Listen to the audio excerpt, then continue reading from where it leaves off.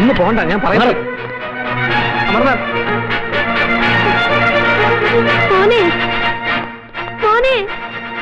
ഞാൻ പറയുന്നത്. പ്രായപൂർത്തിയായ പെൺകുട്ടികൾ ഇനിയുണ്ട് അവിടെ. പോകുന്നത് അങ്ങോട്ടാണോ? പറയണം ഇൻസ്പെക്ടർ. അർദ്ധരാത്രിയിൽ കുറെ പോലീസുകാർക്കൊപ്പം ചെന്ന് ഒരു പാവം പെൺകുട്ടിയെ നശിപ്പിച്ചത് കർമ്മധീരനായി ഈ പോലീസ് ഓഫീസറിന്റെ യോഗ്യത തെളിയിക്കാനായിരുന്നെങ്കിൽ ഇനിയുണ്ട് അവിടെ ചോരി നീരുള്ള പെൺകുട്ടികൾ. ചെന്നിനി യോഗ്യത തെളിയിക്കുക.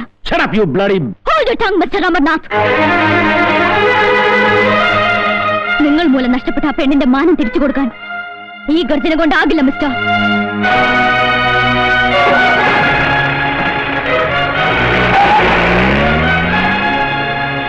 നിങ്ങൾ എന്തറിഞ്ഞിട്ടാ ഇവിടെ കിടന്ന് തുള്ളിയത്? എവിടെയെങ്കിലും കാണാൻ പറ്റുമെന്ന് പറഞ്ഞാൽ അപ്പ കയറെടുത്തോണം. മോളെ, എന്റെ മോന്റെ അറിവോടെ ആയിരുന്നില്ല ഒന്നും. സ്റ്റേഷൻ ആക്രമിക്കാൻ വന്നവരുടെ അടിയേറ്റ് വീണ എന്റെ മോനെ പോലീസുകാരാ ഇന്നലെ രാത്രി ഇവിടെ എത്തിച്ചത്. ഇന്ന് രാവിലെ കാര്യങ്ങളൊക്കെ അവൻ അറിയുന്നത്. നിങ്ങളെ തിരിച്ചറിയാൻ പറ്റാത്ത പണി പോലീസുകാരെ കൊണ്ട് ചെയ്യരുത്. നിരപരാധികളുടെ കൂമ്പിടിച്ച് കലക്കാനായിരുന്നെങ്കിൽ കയ്യിലുമുണ്ടും തലയിൽ വട്ടക്കെട്ടുമുള്ള കുറെ തെമ്മാടികൾ വിട്ടാൽ മതിയായിരുന്നു. കാക്കിയിട്ട് കഴിഞ്ഞാൽ കൊള്ളയും കൊലയും ബലാത്സംഗവും ചെയ്യാനുള്ള ലൈസൻസ് ആയി നാട്ടുകാരെ കൊണ്ട് പറയിപ്പിക്കരുത്. You shut up. ഒരു പോലീസ് സ്റ്റേഷൻ ആക്രമിച്ച് താൻ ഉൾപ്പെടെയുള്ള കുറെ പോലീസുകാരെ നിർദ്ദേശം മർദ്ദിച്ച. ആരെ മർദ്ദിച്ചു? ആ പാവ സ്ത്രീകളോ? ചകിരി പിരിച്ചും മത്സ്യം പിടിച്ചും സ്വന്തം മക്കളെ പോറ്റുന്ന ആ പാവ മനുഷ്യരോ? ഒരു കൂട്ടം തെമ്മാടികളുടെ കൂലിത്തല്ലുകാരായിരുന്നു പോലീസുകാർ. ഇതിന്റെ പേരാണ് ഗുണ്ടായിസം, പോലീസിന്റെ ഗുണ്ടായിസം. ഇതിനൊക്കെ വഴിവെച്ച താനെടുത്തന. രണ്ടും മതനേതാക്കളെയാണ് തന്നെ ഇഷ്ടപ്രകാരം മർദ്ദിച്ചകത്തിട്ടിരിക്കുന്നത്. ഇതിന്റെയൊക്കെ ഭവിഷ്യത്ത് എന്താണെന്ന് എനിക്കറിയാവോ? എന്നിട്ടിപ്പോ അക്രമം കാണിച്ച തെമ്മാടികളെ പിടിക്കാൻ പോലീസ് അല്പം ബലം പ്രയോഗിച്ചെന്ന് കരുതി പോലീസ് ബലം പ്രയോഗിക്കേണ്ടത് 18 വയസ്സുള്ള പെൺപിള്ളേരുടെ നെഞ്ചത്തോട്ടല്ല. നടപടി എടുക്കേണ്ടത് തന്റെ പേരിലാണ്. അച്ചടക്ക ലംഘനത്തിന്, അധികാര ദുർവിനിയോഗത്തിന്.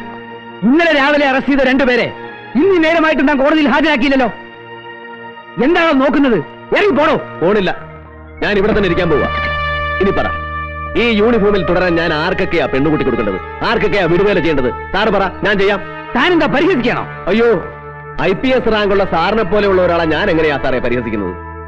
പിന്നെ സത്യം പറയാമല്ലോ, എന്റെ പറമ്പിൽ പൊഴിഞ്ഞു വീഴുന്ന നാളികേരത്തിന്റെ തൊണ്ട് വിറ്റാൽ കിട്ടുന്ന പണം മതി എനിക്കും എന്റെ അമ്മയ്ക്കും 3 നേരം പാൽപ്പായസം കുടിച്ച് ജീവിക്കാൻ. അതുകൊണ്ട് വരട്ടരുത്. വല്ലവരുടെ കയ്യിൽ നിന്നും വല്ലതും വാങ്ങിച്ചിട്ടുണ്ടെങ്കിൽ സാർ അതങ്ങ് തിരിച്ചു കൊടുത്തേര്. സാറിന് ആവശ്യമുള്ളത് എന്നോട് പറ, ഞാൻ തരാം. പറഞ്ഞു തീർന്നിട്ടില്ല. എന്നേക്കാൾ അധികാരമുള്ള സാറിന്റെ റാങ്കും നക്ഷത്രങ്ങളും വെച്ച് അന്വേഷണത്തിന് തടസ്സം നിൽക്കാനോ എന്നെ സ്ഥലം മാറ്റാനോ ആണ് ഭാവമെങ്കിൽ ആ മുട്ടി ഞാൻ തന്നെ ഓടിക്കും. അതെ, ഈ യൂണിഫോം അഴിച്ചു വെച്ചൊരു ലുങ്കി മടക്കി കുത്തിയാലുണ്ടല്ലോ, ഞാൻ തനിച്ചെറ്റയാ തറ. സാല്യൂട്ട് ചെയ്യുന്ന സുഖമായിരിക്കില്ല. ദാ ഇതുകൊണ്ടൊന്ന് കവളത്ത് കിട്ടിയ നല്ല ബെസ്റ്റ് ഇടിയാനിരിക്കും, ഒരു ദാക്ഷിണ്യമില്ലാത്ത ഇടി. അതുകൊണ്ട് ഇതെന്റെ ശരീരത്തൊന്നും പോകാതെ സൂക്ഷിക്കേണ്ട ഉത്തരവാദിത്വം ഇപ്പൊ സാറിന്.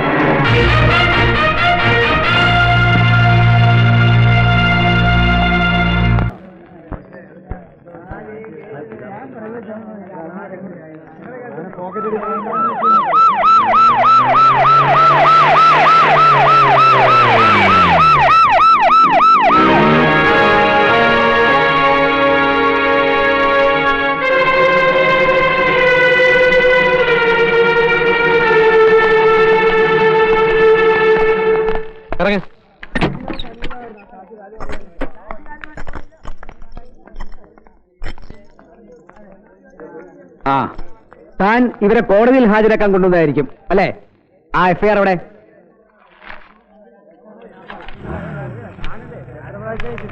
According to the section 120th Act B in Indian Penal Code, conspiracy, അതായത് ഗൂഢാലോചന, and for leading the violent mob, അക്രമത്തിന് നേതൃത്വം കൊടുക്കൽ. വൈകിപ്പോയ അമൃതാസ്, താൻ ഈ FIR-ൽ പറഞ്ഞിരിക്കുന്ന അതേ കുറ്റങ്ങൾ കോടതിയിൽ ഏറ്റുപറഞ്ഞ് കോടതി ജുഡീഷ്യൽ കസ്റ്റഡിയിൽ വിട്ടിരിക്കുന്ന പ്രതിയായി ഇവനെ താൻ അറിയില്ലേ?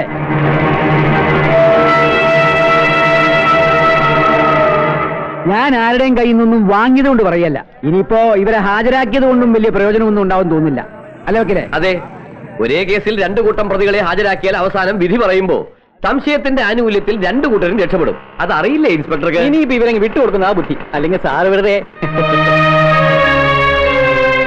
മനപ്രയാസം ഉണ്ടാവുള്ളൂ. പക്ഷേ എന്ത് ചെയ്യാം, എനിക്കും തനിക്കും ഒക്കെ മുകളിൽ വേറെയും ചിലരില്ലേ, ആഭ്യന്തരമന്ത്രി ഉൾപ്പെടെ. അവര് വിചാരിച്ചാൽ 24 മണിക്കൂർ പോലും തികച്ചു വേണ്ട പല കുറ്റവാളികളും രക്ഷപ്പെടാൻ. ഈ മെഡിക്കനെ ഞാൻ അഭിനന്ദിക്കുന്നു. പക്ഷേ ആർക്കും രക്ഷപ്പെടുത്താനാവാത്ത വിലങ്ങിട്ട് ഞാൻ വരെ പൂട്ടും. അന്നും കാണണം ചുണ്ടലി ചിരി.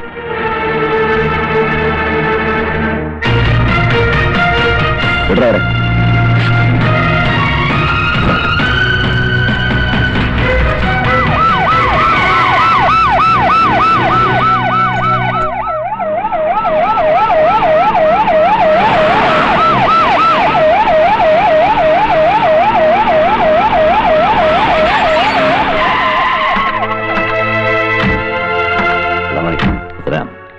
എന്താ എല്ലാരും കൂടി ആ സമയത്ത്? ഇവർക്ക് അങ്ങയോട് എന്തോ പറയാനുണ്ടത്രേ.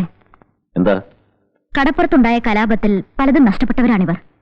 ആ കേസിൽ അറസ്റ്റ് ചെയ്ത മത നേതാക്കളെ വിട്ടുകൊടുക്കാൻ ഉത്തരവിട്ടതും വിടുവിച്ചതും സത്യമാണോന്ന് ഞങ്ങളുടെയൊക്കെ വിശ്വാസം അവർക്കതിൽ പങ്കുണ്ടെന്ന് തന്നെയാ.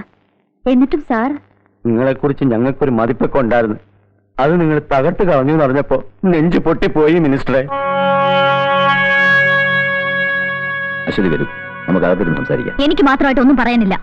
എന്തെങ്കിലും പറയാനുണ്ടെങ്കിൽ അത് പരസ്യമായിട്ട് പറഞ്ഞാൽ മതി. അങ്ങനെ പരസ്യമായിട്ട് പറയാൻ എനിക്കൊന്നും ഇല്ലെങ്കിലോ? ഞാൻ എന്താ വിചാരിച്ചത്? നിങ്ങൾക്കൂടെ ഞാൻ തന്ന സ്വാതന്ത്ര്യം സമയവും സന്ദർഭവും നോക്കാതെ ഇവിടെ കടന്നു വരാനും എന്തും ചെയ്യാനുള്ള ലൈസൻസ് ആണെന്നോ? സത്യത്തിന്റെ ഭാഗത്താണ് അങ്ങ് നിൽക്കുന്നതെങ്കിൽ എന്തിനു പേടിക്കണം? ആരെ പേടിക്കണം?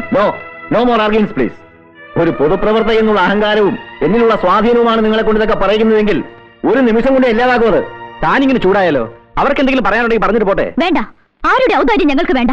സത്യം തുറന്നു പറയാൻ ഒരു സ്വാധീനവും.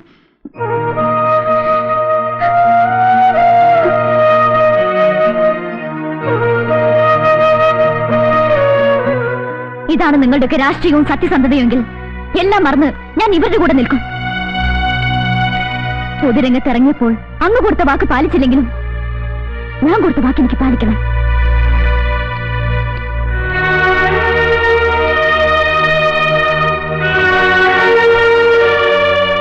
പിണക്കേണ്ടിയിരുന്നില്ല. ഒന്നുമില്ലെങ്കിലും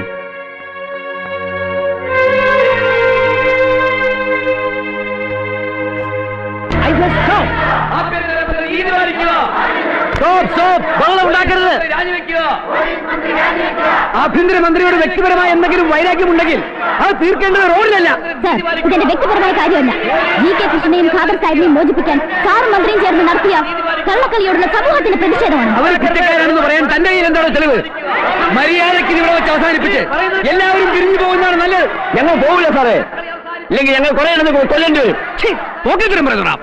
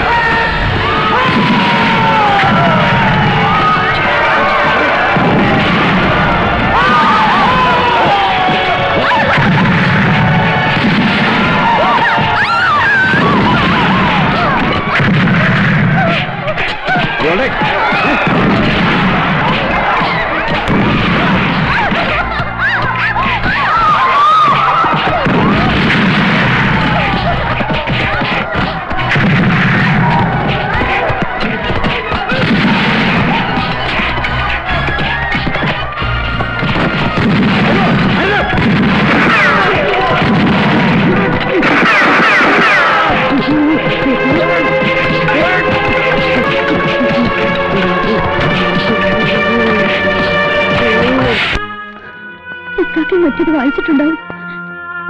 ഞാനിനി ഇങ്ങനെ അവരുടെ മുഖത്ത് നോക്കും.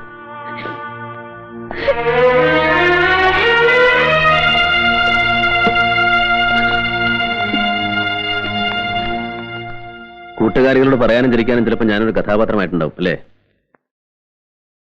മറ്റാരെങ്കിലും ആയിരുന്നെങ്കിൽ കലാലയത്തിന്റെ 4 ചുവരുകൾക്കുള്ളിൽ ഒതുങ്ങിയനെ. മുംതാസിന് അറിയാമല്ലോ, നാട് ഭരിക്കുന്ന മന്ത്രിയുടെ സഹോദരിയാണ്. ശ്രദ്ധിക്കാൻ പലരും ഉണ്ടാവും. ഇങ്ങനെയൊക്കെ സംഭവിക്കാൻ ഞാനൊരു നിമിത്തമായെങ്കിൽ sorry.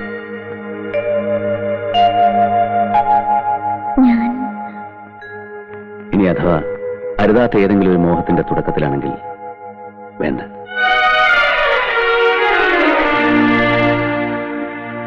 Wish you speedy recovery.